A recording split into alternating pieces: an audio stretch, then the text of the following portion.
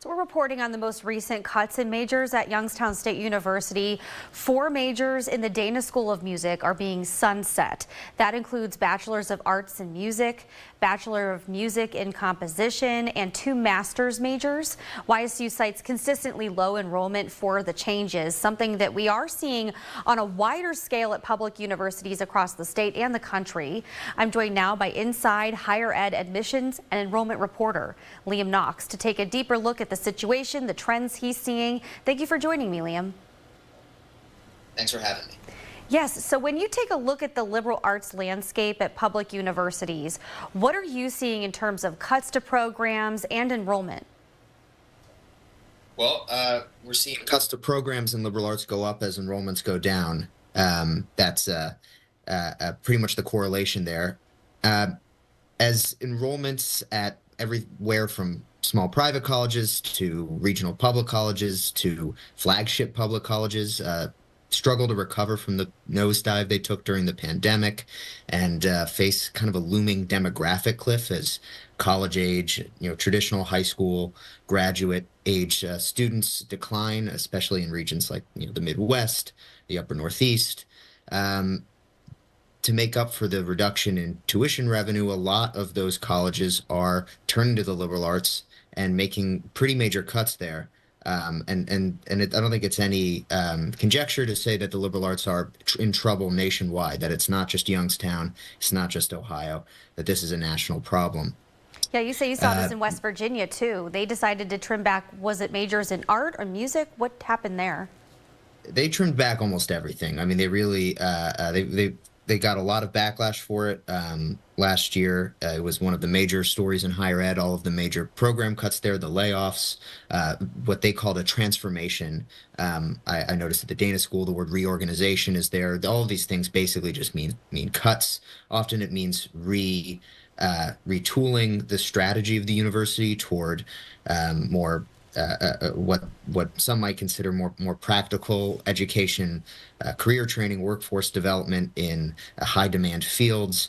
But usually what it really means is just budget cuts. And that's happening especially at public universities.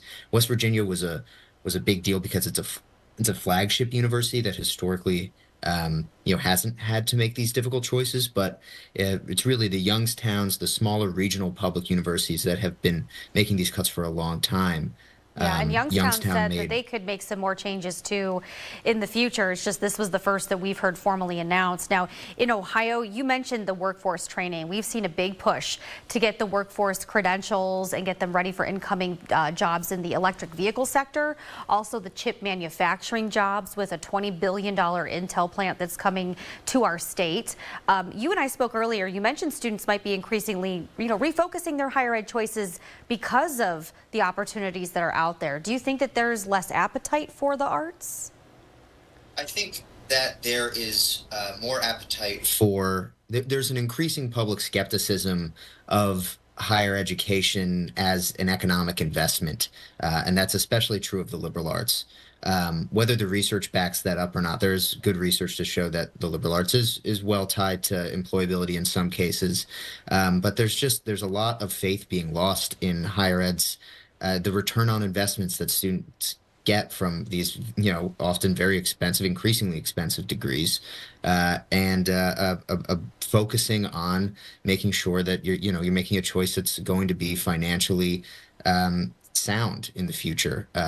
And I think that's part of it. The other part of it, though, is just that at the political level, legislators aren't funding universities like they did decades ago, or even like they're maybe able to. We saw state budget surpluses across the country last year, and yet higher ed budgets stagnated or were cut pretty much across the board. It's just not a priority for legislatures unless it's tied to something like workforce development, unless it's tied to bringing in jobs. There are good arguments, I think, to be made for that taxpayer money to be more directly connected to something like that. But there are a lot of folks who are concerned that higher ed is kind of sacrificing funding humanities and arts education, especially affordable humanities and arts education at public universities like Youngstown, in order to keep these institutions afloat.